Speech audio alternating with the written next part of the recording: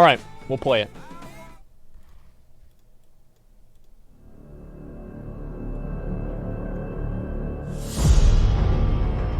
Tell me, Witcher. You don't believe in destiny? Or the lesser evil? What's this? What do you believe in? Gerald. What is a Witcher? White hair, big old loner, two very, very scary looking swords. I know who you are. A Witcher is a mutant. Ooh. And their trade in particular is monster hunting. The Butcher. Damn, that actually looks badass. That looks really good. You are almost universally hated by every species on the continent. That's onion. Skipped ahead. Right, yeah. Destiny is one of the major themes, which is a force which I is skipped controlling ahead. him and indeed the world around him. Geralt aggravates Destiny. Wait, when was there a He doesn't camera believe crew it, in but it The turns Witcher? out I never saw there may that. be a little more to it. Find her. But Geralt's greatest strength is his capacity to still love despite having been treated incredibly harshly. Despite what he says, he still believes in the goodness of people. And you couple that with incredible sword skills, speed, agility, and endurance. This one killed me in game. Then you have an interesting character. Yeah. Yeah, that guy killed me in game. A lot. That's whenever I quit. I was like, man, this game sucks. So, what do I think about this show? Do I like it or not? I mean, I think that one was good. Honestly, like, I feel like at the beginning, whenever I first saw it, in a way, I kind of thought that, I thought that Henry Cavill wouldn't really do a very good job playing Gerald. For, you know, like, I don't know, I just didn't, like, he's not who I imagined as Gerald, you know? But seeing him in the pictures and in, like, the movie and everything, I'm getting more used to it, and it's okay, you know? It's okay. He's a badass? Yeah, exactly. Let me see what the rest of these are. Oh, Yennefer, oh, she's hot, dude. We're gonna look at this one, too, 100%.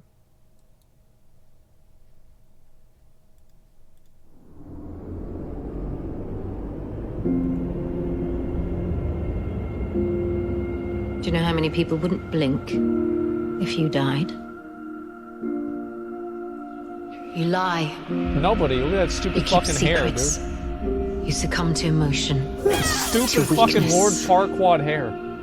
Do you actually have what it takes?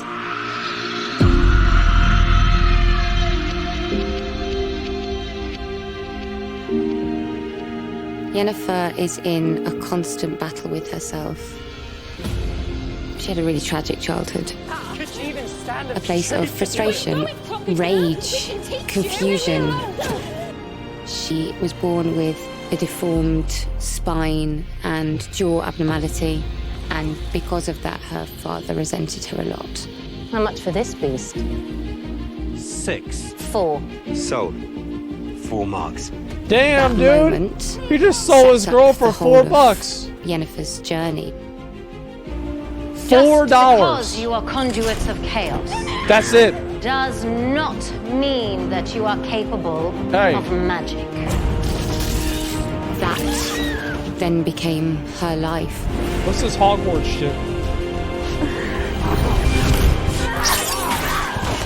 Who's next? However, she is never satisfied, always striving for something else.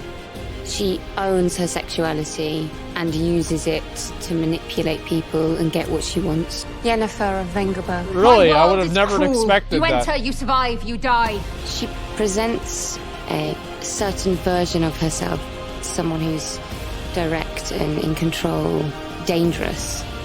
The arc that she goes through is an incredible challenge.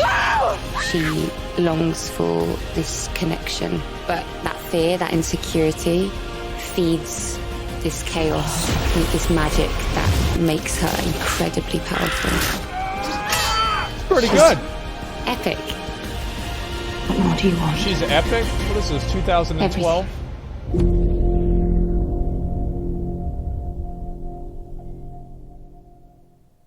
Toxic feminism. Yeah. The worst part about the toxic feminism in this movie is there's magic in it, dude.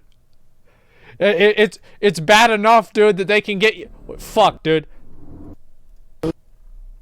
Yeah, it's bad enough they can get half of your money whenever they get divorced from you, but then she can use the magic and get the other half after that.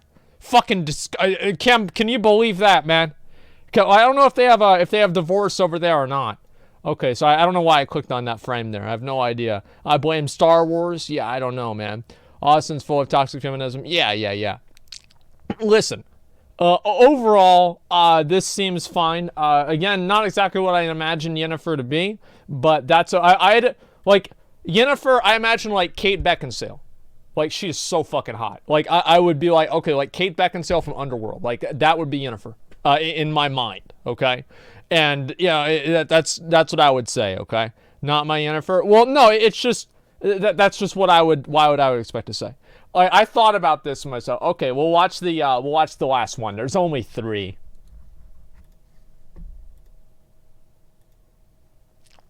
Okay.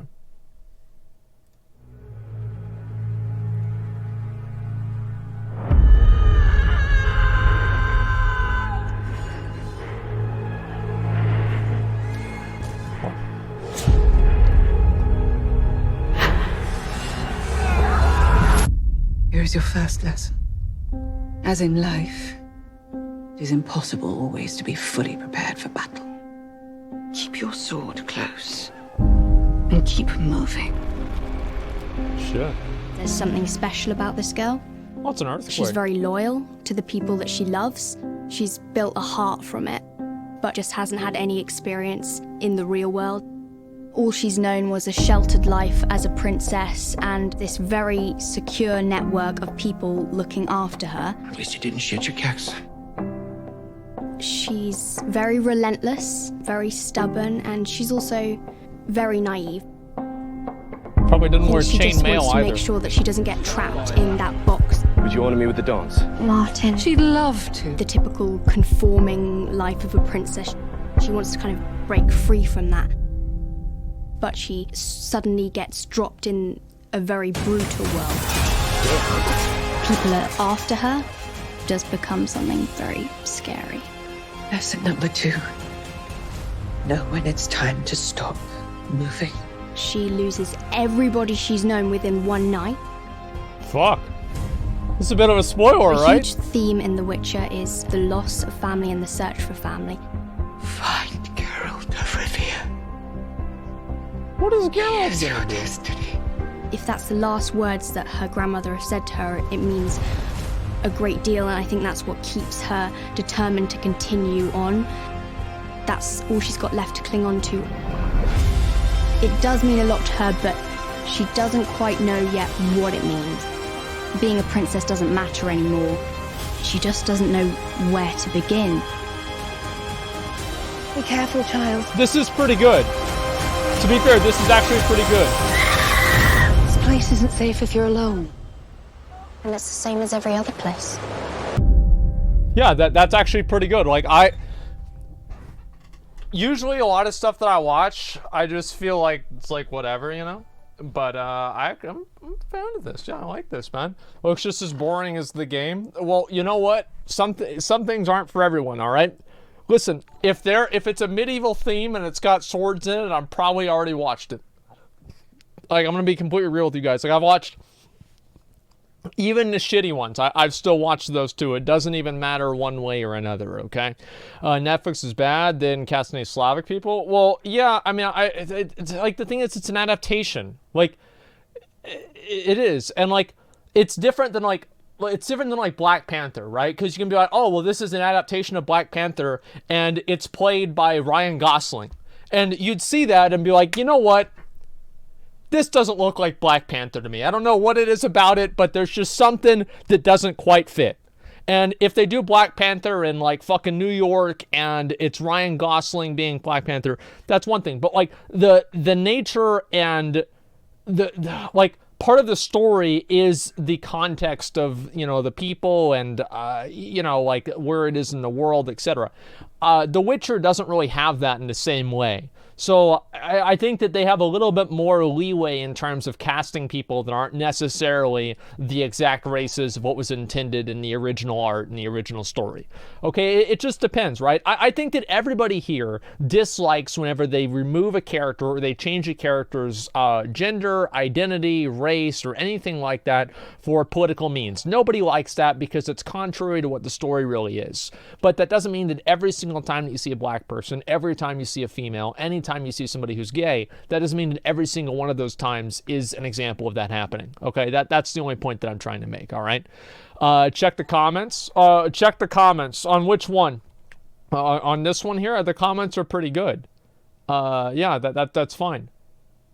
I mean, this is it. Yeah, this is the first thing. I imagine somebody else for Yennefer, but what I see so far is good. Yeah. I was skeptical about the casting. Yeah, that's the thing. It's like there's a lot of people skeptical about the casting. Like, if it's good, then I'm happy. Like, that's all there is to it. Like, if the show is good, I'm not going to go through... Like, on season 2, I'm not going to still be complaining about who the fucking actors are. Siri? Okay, I've got one more.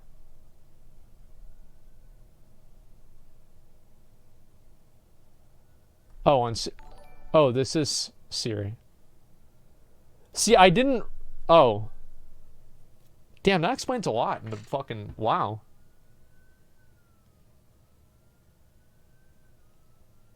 Yeah, I didn't know that about the fucking story. If I had known that, Huh. So she's a princess. That's why they're always going out of their way to help her and shit. Holy fuck, man. That changes a lot. I had no fucking idea.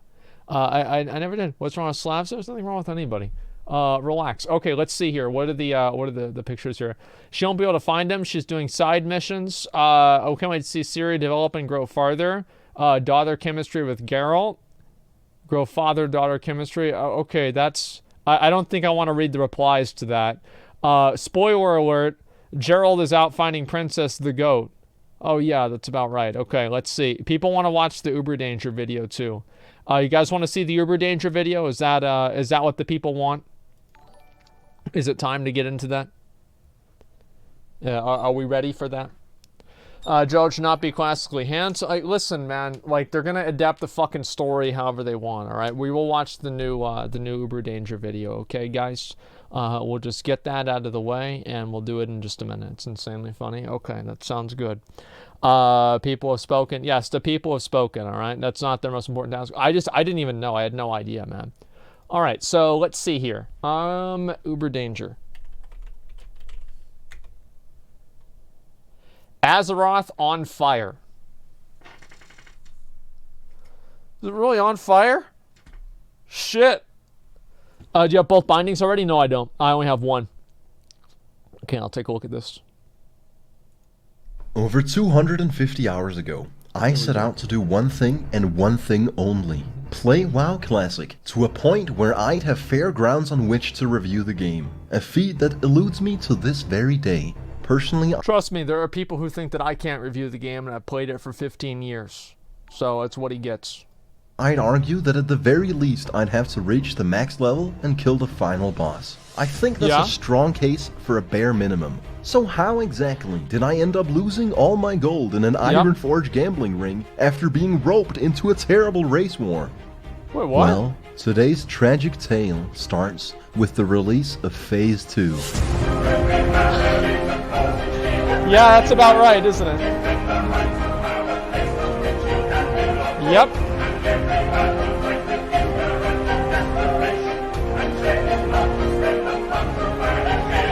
Phase 2, One boys. simple change. Killing other players now grants you honor points. How the about higher that? your honor rank, the better the rewards. As a new player, I assumed that was just a minor patch and nothing to really worry about. Yeah, who cares? Yet I logged on to see Azeroth on fire. The entire beautiful world they'd built, completely ruined. That's not my opinion either, just objectively. That is a Here's fact. An example. I want to go questing in Western Plaguelands. You're dead. After dying a moderate amount of times, I finally managed to complete one single quest. Then on the way to the NPC, I die a couple more times. No big Look at deal. them all. They're all Except, running him down. He's like level fucking they have 20. now killed the guy who gave me the quest. Alright. This Oh is my no good. God. We'll have to fly away. Except they killed the flight master. Duh. Hey, duh, This forces dude. us to actually experience what the WoW community calls the meaningful journey. That's Whilst right. I do enjoy the part where you're riding through breathtaking areas that clearly stood the test of time, and Yep. even 15 years after its release, still manages to captivate the player, and coupled with the legendary music, immerse them into this beautiful world. 2% of the time, I don't enjoy 98% of the time, where you want to get into Blackrock Depths, but You're now dead. they don't just kill the Flight Master, they'll also camp the actual Spirit Healer and indefinitely kill you, forcing you to log off and come back at 4 a.m. to have some shot at returning to Ironforge like a pussy. Or you could do what I did. Oh my We'll God. get to that later.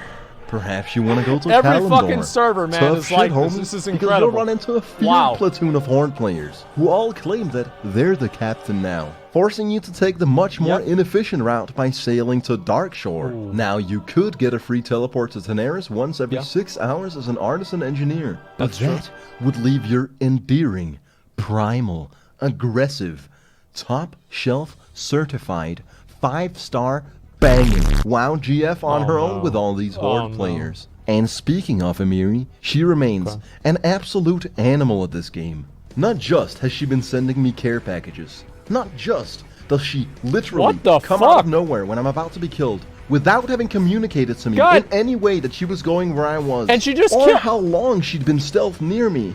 God damn. Dude, she's popping She also off. got her enchanting to 300 It must just be to a she. enchant all my gear. She's perfect. But enough about Wow. my e-dating. Let's get back to my Yeah, this guy's a e-misery. god. With the world gone awry, a regular PvP server can in a single day turn into an RP nightmare hellscape. The Horde It were sure locking can. us out of progressing through the endgame content, and it was showing in the cities. This guy in Ironforge was apparently the new king of the Alliance. Everyone followed him in a train and started spreading lies about how he gave gold to everyone following him. It was in the midst of this Giving chaos gold to everyone that I following seized the him. moment and rose to the occasion. God, I dude. started advertising in the trade chat, pretty Two much night elf begging for sluts. higher level players to carry me through a dungeon I hadn't yet Wait a tried. second. Opera Wait a Black second. I've got to trained read and this. started spreading lies about how he gave I gold wanna to read his everyone message. following him. It was in the midst of this chaos that I seized the moment and rose to the occasion. I started 2 hot night elf sluts looking for someone to gloriously carry us through lower or upper Blackrock Spire. Hit me up.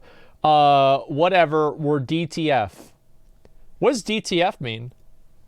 Is that Dallas Fort Worth? Let me see. I think that's Dallas Fort Worth. I'll be right back.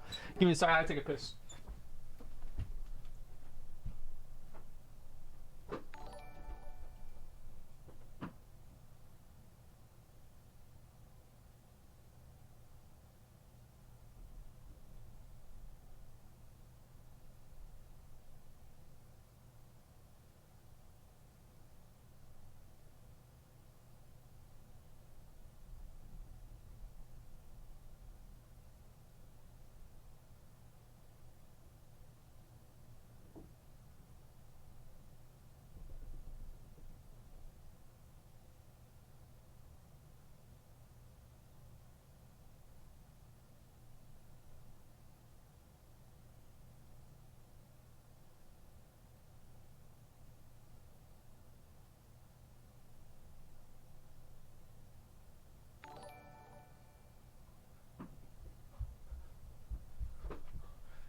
Okay.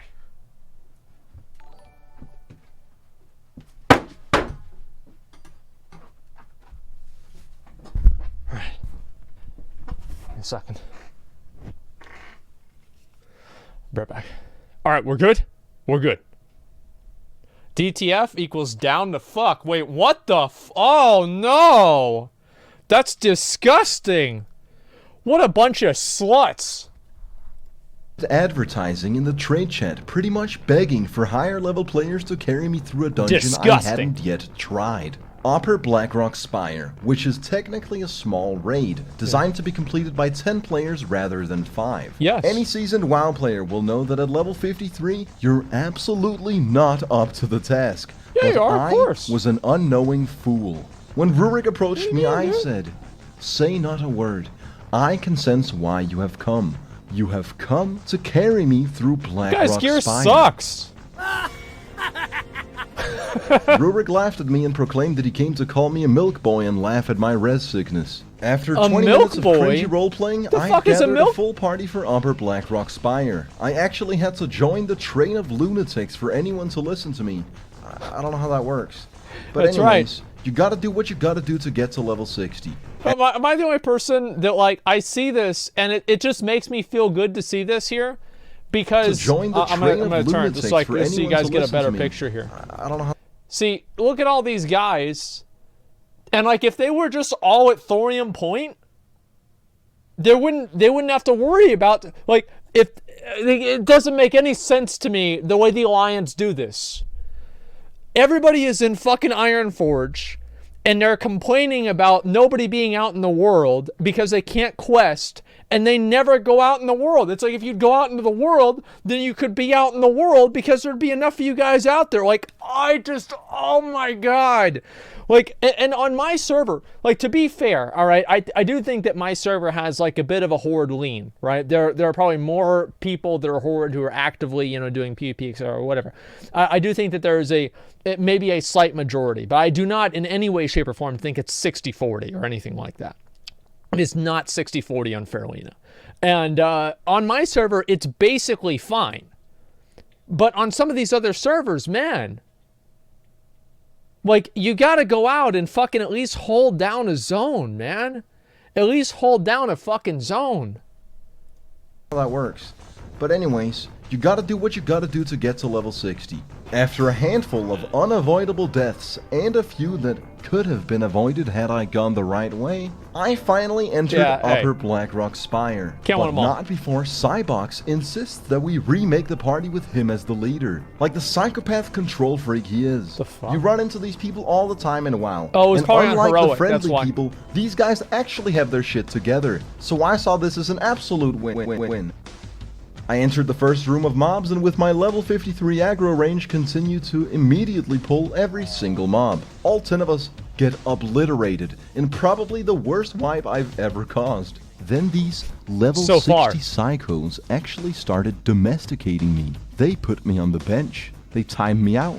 My only privilege was watching them from afar whilst they cleared out the mobs. That is until we fought the beast, where I had the brilliant idea of helping my squad by using the Gnomish Shrink Ray, which has a tiny chance of backfiring. I think I got a Gnomish Shrink Ray, this guy. Oh, it worked. Oh, that's not what I was going for. I'm so sorry. No. We barely made it. The rest of the dungeon went pretty smooth. There were 2 worthwhile drops I could use from the dungeon. The Blade Master leggings that Amiri rolled 2 numbers higher than me for, after I accidentally didn't see her message telling me she really needs them, and the Brigham Girdle. When my trustworthy companion told me not to need on it, is to not roll on belt. I have been trying to get it for a long time. I knew it was a godly item, so you already know I yeeted that shit with a solid 95. Not gonna lie, it was mega boring to stand back and get carried without lifting a finger. I mean, that's the thing, man. You're gonna make that dude sit through the whole fucking dungeon not being able to play, and then you're not gonna give him the loot? Man, he hadn't been able to do anything all dungeon. At least let him get the loot. I mean, isn't that what makes sense? Isn't that what makes sense, boys?